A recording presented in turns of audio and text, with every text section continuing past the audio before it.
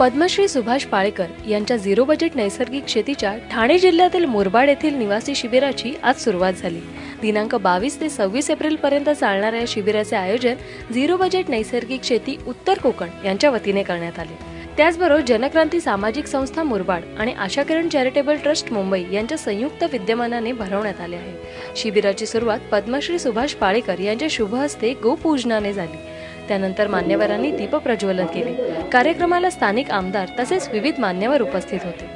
यावेळी माजी आमदार आणि सुदाम कृषी विद्यालयाचे संस्थापक अध्यक्ष दिगंबर विशेसर यांनी झिरो बजेट शेती हेच भारतीय शेतकऱ्यांसाठी आणि शेतीसाठी खऱ्या अर्थाने वरदान असल्याचे सांगितले। त्याचबरोबर आतापर्यंत कृषी विद्यापीठे, संशोधन संस्था यांच्या माध्यमातून आपण शेतकऱ्यांचे नुकसान केल्याची कबुलीही त्यांनी यावेळी दिली। एक काळ असा होता की या देशामध्ये शेतकरी समृद्ध होता म्हणून उत्तम शेती म्हटली जात होती। आता शेती अधोगतीला आहे आणि शेतकरी आत्महत्येच्या दिशेकडे जातोय। हे विपरीत चित्र मोठं विचित्र वाटतंय, पण घडलं एवढं मात्र सत्य आहे। माझ्या सुदैवानं मला शिक्षणाकरता आई वडिलांनी कृषी क्षेत्राकडे पाठवलं। कृषी कॉलेजचं वेगळं वैशिष्ट्य असतं, शिकता शिकता देश पाहता येतो। अगदी कन्याकुमारी पासून तर हिमाचल प्रदेशापर्यंत सगळी शेतीची संशोधन विद्यापीठ चांगली चांगली पाहता येतात। त्यानंतर मी शेती खात्यात लागलो आणि सुदैवानं माझ्याकडे फार्मर्स ट्रेनिंग म्हणजे शेतकरी प्रशिक्षण होतं। पण मी पूर्वी माझ्या ज्ञानावर आधारित देत असलेलं प्रशिक्षण आणि गुरुजींची काही जी पुस्तकं वाचली त्यातून मिळालेलं ज्ञान हे पाहिलं तर आम्ही शेतकऱ्यांची डोकी बिघडवली असा कबुली जबाब देण्याशिवाय गत्यंतर नाही। यावेळी विद्यमान आमदार किसन कथोरे यांनी देखील आपले शेतीविषयीचे विचार मांडले। त्याचबरोबर कोकणातील शेतकरी आत्महत्या करत नसला तरी परप्रांतीयांना जमिनी विकून त्यांचा गुलाम होत असल्याचे सांगून त्यांना पुन्हा झिरो बजेट शेतीच्या माध्यमातून जोडणे गरजेचे असल्याचे मत व्यक्त केले। तसं मुरबाड हे केवळ शेतीवर अवलंबून असलेला हा तालुका माझा। ठाणे जिल्ह्याचं शहरीकरण खूप मोठ्या प्रमाणात होतंय, पण त्यातल्या त्यात मुरबाड अजून शहरीकरणाच्या रस्त्यावर नाहीये आणि त्यात शेतीवर आमचं खरं लक्ष असावं ही भूमिका आम्ही नेहमीच घेण्याचा प्रयत्न करत असतो। मग विशेषतः असतील आम्ही असो किंवा अन्य, म्हणजे आपल्यासारख्यांच्याच मार्गदर्शनामधून आमच्या शेतकऱ्यांना आता दिशा मिळू शकेल। आम्ही कितीही जरी वल्गना केल्या आमचं लक्ष फार वेगळंच असतंय। आम्ही फक्त सांगतो की शेतकऱ्यांनी आत्महत्या केल्या नाही पाहिजेत, पण शेतकरी आत्महत्या का करतो याच्या कधी मुळामध्ये जाण्याचा प्रयत्न करत नाही। ते मुळामध्ये जर जायचं असेल, त्याच्यापासून त्याला प्रवृत्त करायचं असेल, त्याची मानसिकता बदलायची असेल तर आपल्या सारख्यांचाच आशीर्वाद असायला पाहिजे आणि तो आपल्याकडून मिळेल यामध्ये कुठल्याही प्रकारची शंका नाही। पण आमच्याकडे फार मोठं जर खऱ्या अर्थाने जर कीड लागली असेल गुरुजी, आत्महत्यापेक्षा वेगळं जमीन विकण्याचं प्रमाण जे चाललेलं आहे तेच जर आपण थांबलं तर मला वाटतंय आत्महत्येपेक्षा आमचा शेतकरी, कोकणातला शेतकरी हा आदर्श ठरू शकेल। निश्चितपणे माझ्या शेतकऱ्यांना माझी विनंती राहील की शेती वाचवा हाच खऱ्या अर्थाने आपण संदेश घेऊन गेलं पाहिजे। गुरुजी, मी तर माझ्या कुठल्याही कार्यक्रमामध्ये माझं एक वाक्य तयार केलेलं आहे, नशिबाला एकतरी सातबारा हवा। मी एका शेतकऱ्याचा गुरुजी, मी लहानपणापासून म्हणजे शेतीतूनच मेहनत केलेला कार्यकर्ता आहे। मी स्वतः भात शेतीची लागवड केली, आजही शेती आहे, पण आता बांधावरचा शेतकरी झालोय।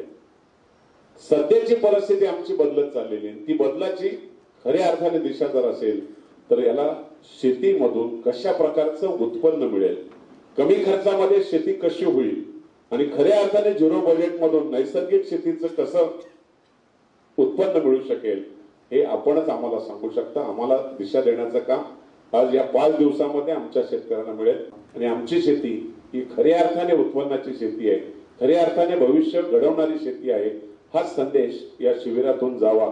आज कृषी मंत्री आपले उद्घाटनाला येणार होते, पण महत्वाच्या बैठक मुख्यमंत्र्यांनी लावल्यामुळं आजच्या ऐवजी ते या 5 दिवसात तुमची भेट घेणार आहेत आणि नक्कीच त्यांना सुद्धा राज्य सरकार काय करू शकेल या बाबतीत गुरुजी त्यांच्या बरोबर चर्चा करतील आणि अजूनही तुम्हाला त्याच्यामध्ये चांगली दिशा मिळेल असा मला स्वतःला विश्वास वाटतो. मनापासून सगळ्यांना आपल्याला शुभेच्छा देतो आणि थांबतो. जय हिंद, जय महाराष्ट्र. यावेळी उद्घाटनपर प्रास्ताविकात पद्मश्री सुभाष पाळेकर यांनी शेतकऱ्यांच्या देशाच्या शोषणकारी अर्थव्यवस्थेचे दुष्परिणाम सांगितले. आदर्श ग्राम म्हणून सरकारच्या वतीने पुरस्कार देखील देण्यात येतो. राणेगडसिद्धी हे गाव आदर्श ग्राम नसून ते परावलंबीपणात आदर्श असल्याचे त्यांनी यावेळी सांगितले. पद्मश्रींनी आदर्श ग्रामची संकल्पना सांगून स्वावलंबी गावामुळे बाहेरचा पैसा गावात आल्यास गाव आदर्श व्हायला वेळ लागत नसल्याचे सांगितले. त्यांनी झिरो बजेट नैसर्गिक शेतीची कास धरणे गरजेचे असल्याचेही यावेळी स्पष्ट केले. झिरो बजेट शेतीमध्ये बी विकत घ्यायचं नाही, खतं विकत घ्यायचे नाही, कीटकनाशक विकत घ्यायचे नाही, ट्रॅक्टर विकत घ्यायचा नाही, अवजारं विकत घ्यायचे नाही आणि जीवनशैली जी भारतीय मूळ जीवनशैली आहे त्यामध्ये सौंदर्य प्रसाधनांची आवश्यकता नाही, त्यामध्ये विदेशी कपड्याची आवश्यकता नाही, विदेशी शिक्षणाची आवश्यकता नाही, विदेशी औषधाची आवश्यकता नाही. त्याला पर्याय आम्ही देतो. आमच्याकडे आहे देशी स्वदेशी पर्याय. आणि हे जर घडवलं तर आपल्या अर्थव्यवस्थेचं जे गहन चालू आहे, शोषण चालू आहे, आपण नक्कीच रोखू शकतो. आणि एक एक गाव आदर्श घडवू शकतो. लक्षात, आदर्श गाव कसं असावं आणि आदर्श घडवावं म्हणून भारत सरकारनं सांसद लोकांना, खासदारांना काही उद्दिष्ट दिलेले आहे. एक गाव दत्तक घ्या, 2 गाव दत्तक. मला वाटते आमदारांनी दिलेलं आहे का? नाही ना, अजून दिलाय. आदर्श गावाची संकल्पना काय आहे सरकारची मला अजून कळलं नाही. जेव्हा आदर्श गावाची संकल्पना समोर येते आपल्या सगळ्या समोर एक नाव येतं, तो म्हणजे मान्य श्री अण्णा हजारे आणि त्यांचं रायगड. खरंय का? कुठे? आणि ते मानचित्र घेऊन सगळा देश समोर चाललेला आहे की अण्णा रायगड सिंधी आपल्याला प्रत्येक गावात उभं करायचं. मला वाटते कुठेतरी चुकत आहे. रायगड सिंधीचा आम्ही अभ्यास केलेला आहे. पोपटराव पवार माझे मित्र आहे, हिरे बाजाराचा सुद्धा अभ्यास केला. त्यांनी माझा 2 दिवस शिबिर ठेवलेलं होतं त्यावेळेस. आणि रायगड सिंधीचा अभ्यास केल्यानंतर मला प्रश्न पडला की रायगड सिंधी आदर्श कसं?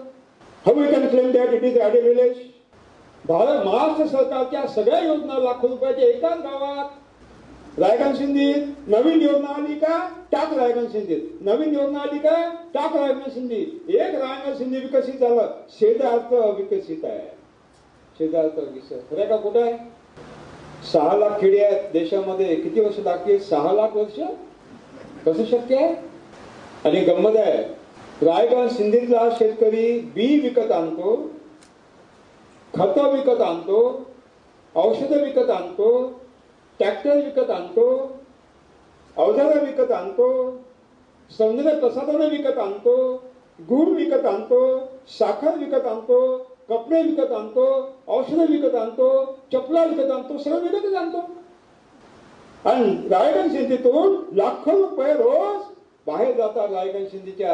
आदर्श कसं? मला उत्तर द्या. आदर्श कसं? उत्तर द्या. म्हणून आदर्श गाव वसवायचं असेल तर रायगड सिंधी हे मानक असू शकत नाही. 2 निकष असायला पाहिजे आदर्श गावाचे. 2 निकष मला असं वाटतं आणि ते शक्य आहे. ते शक्य आहे. पहिला निकष, सरकारचा 1 पैसा न घेता गावातल्या संसाधनावर ते आदर्श बनलं पाहिजे. गावातल्या संसाधनावर 1 एकर रासायनिक शेतीमध्ये कमीत कमी 20,000 रुपये खर्च आहे हंगामी पिकात. डाळिंबामध्ये 1.5 लाख रुपये आहे, द्राक्षामध्ये 2.5 लाख रुपये आहे. सगळ्या गावाला ठरवलं होतं झिरो शेती करायची. एका एकराचे 20,000 रुपये वाचले, डाळिंबाचे 1.5 लाख वाचले, द्राक्षाचे 2.5 लाख वाचले. पैसा कुठे आहे? पैसा गावात आहे. जो जाणारा पैसा होता तुम्ही थांबवला आणि विकासाला गुंतवला. कशाला पैसे पाहिजे बाहेरचे? कशाला पैसे पाहिजे?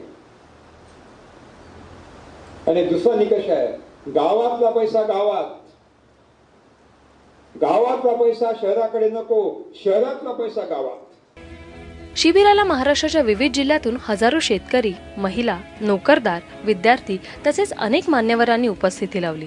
शिबिराच्या संयोजनात मुख्य आयोजक म्हणून मंदार महाजन, मानसी महाजन तसेच निशिगंधा केळुसकर, प्रवीण हिंदूराव, चंद्रशेखर देवस्थळे, वैशाली हळदणकर, श्यामसुंदर शहाणे, अभिजित माने, तुषार देसाई, दिनेश पष्टे, विवेक ठाकरे, मिलिंद पाठक, डॉक्टर दिलीप धानके, प्रमोद देशमुख, संतोष मार्के, सिद्धार्थ घोरपडे तसेच अनेक स्वयंसेवकांनी मोलाची भूमिका बजावली।